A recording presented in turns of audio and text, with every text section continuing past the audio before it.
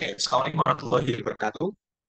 Akan singgung saya Amir Fanastiki, mahasiswa program studi dari 4 Sistem Informasi Berbasis Universitas Gadjah Mada, angkatan 2022. Kali ini akan menjelaskan sekaligus tuntas terkait dengan analisis praktikum saya sebagai semester lanjut acara ketiga mengenai pemantauan kesehatan vegetasi, khususnya kelapa sawit menggunakan model deep learning.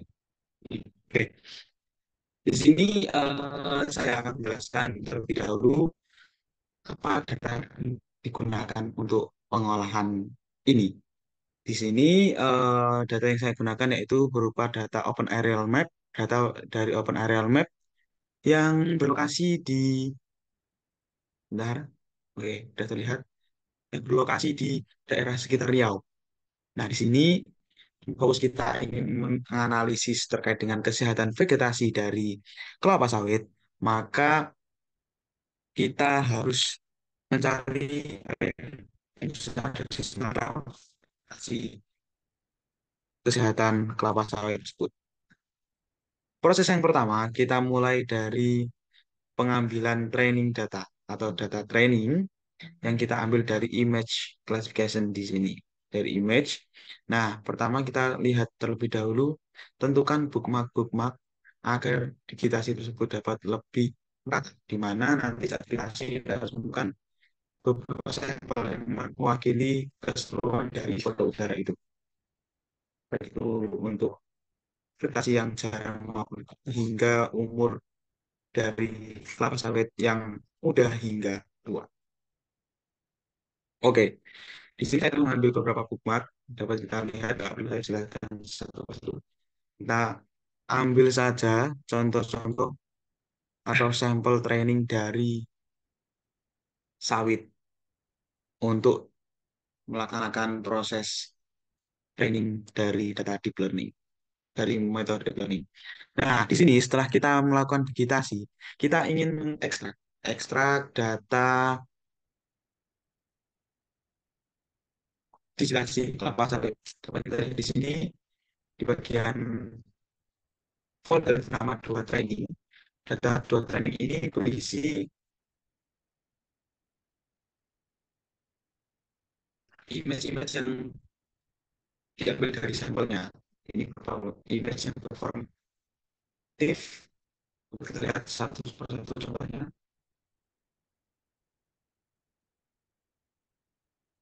Oke, seperti ini. Nah, ini tandanya sudah menyiapkan data untuk training, data training untuk pengolahan model deep learning. Oke, setelah itu ada pun juga label. Di sini label berformat XML, kemudian ada juga model. Kemudian di sini berisi mungkin telah kita masukkan yaitu 28 dan beberapa file-file lain seperti JSON, performance JSON, yang mencakup koordinat X, Y, dan min, max dari sampel training yang telah kita ambil.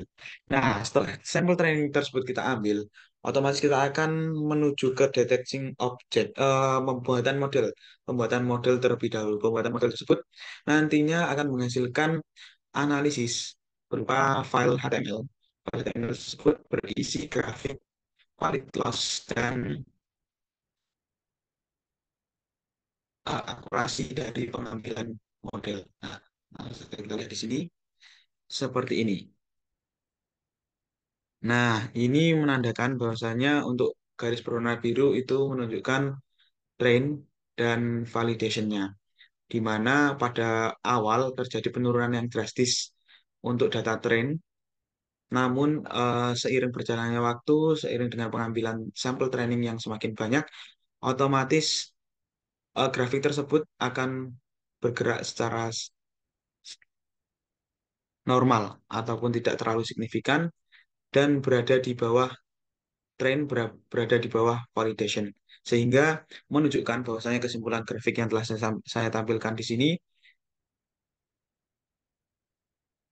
sampel dari data training tersebut semakin lebih baik ketika proses tersebut hingga selesai dibandingkan proses awal.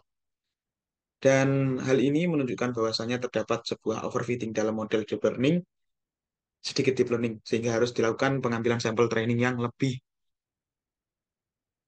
bagus lagi. Kemudian di sini juga ada average precision score atau APS, di mana pohon kelapa sawit ini memiliki nilai 0,1. Karena 0,1 tersebut tergolong nilai rendah karena APS ini sendiri berada di rentang 0 hingga 1. Nilai terbaik di nilai 1. Sehingga di sini 0,1 menunjukkan 10% bisa memprediksi pohon kelapa sawit tersebut. Nah, dapat kita lihat di sini memang sudah beberapa pengambilan sampel training sudah cukup baik, seperti saat kotak-kotak ini menunjukkan satu pohon atau satu pokok dari pohon kelapa sawit. Nah, di sini. Namun masih ada beberapa kesalahan saat kita mengambil, baik itu yang sebenarnya kelapa sawit tapi tidak terdeteksi sebagai kelapa sawit, maupun yang terdeteksi sebagai kelapa sawit padahal itu tidak kelapa sawit. Oke, setelah itu data model tersebut akan kita olah untuk detecting object sehingga menghasilkan sampling untuk objek-objek yang lainnya, objek-objek yang lainnya dalam foto udara. Dan kita harus melakukan digitasi satu persatu sehingga dapat kita lihat menyebar di seluruh area foto udara, menyebar di sini. Namun karena memang sampel training yang saya masukkan kurang bagus, kamu perlu perbaikan lagi sehingga ada beberapa pohon-pohon kelapa sawit yang harusnya golong sebagai kelapa sawit tapi tidak terpilih atau sebagai kelapa sawit. Nah, setelah itu kita masuk ke NMS. Saya tekan NMS ini ada untuk mengurangi duplikasi dari auto referencing, inferencing. Kemudian setelah kita ingin melakukan analisis lebih lanjut dari data ini, di mana setelah kita dapatkan inferencing NMS, kemudian kita ingin mengolah band aritmatik. Nah, di band aritmatik ini kita menggunakan sebuah indeks vegetasi. Indeks vegetasi tersebut yaitu bernama VARI atau Visible Atmospherically Resistant Index.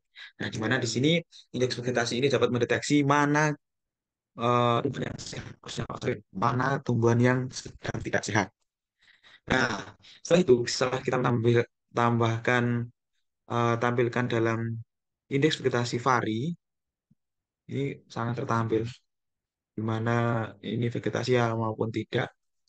Kemudian kita olah untuk mendapatkan nilai dari mean atau rata-rata menggunakan zone statistik. Sini coba kita lihat zone statistik kelapa. Nah, akan muncul sebuah data mean atau rata-rata. Kemudian data mean tersebut nantinya akan kita gabungkan dengan data kelapa sawit. Data kelapa sawit itu awalnya berasal dari 4 inferencing NMS ini, kita ubah ke fitur to point sehingga jadi titik-titik poin kelapa sawit dengan proses lebih lanjut untuk menghasilkan sebuah buffer. Nah, hasil akhir nantinya itu akan memunculkan sebuah buffer yang mendeteksi terkait dengan kesehatan vegetasi, yaitu kesehatan vegetasi berdasarkan join data antara zona statistik ini, zona statistik kelapa, dan save file dari kelapa sawit buffer. Nah, di sini terlihat model yang terberikan dan kita bisa amati mana yang memiliki kesehatan vegetasi yang tinggi. Sini kita golongkan menjadi 4 kelas, yaitu net expansion, kemudian ada declining health, yang ketiga ada moderate, dan yang terakhir yaitu healthy. Nah, proses ini dapat kita lakukan analisis lebih lanjut terkait dengan perlakuan terhadap kelapa sawit nantinya dengan menggunakan citra dan serta serta model deep learning. Ini tidak saya sampaikan terkait dengan penjelasan praktikum sains data spasial lanjut acara ketiga. Kurang lebih mohon maaf. Terima kasih. Wassalamualaikum warahmatullahi wabarakatuh.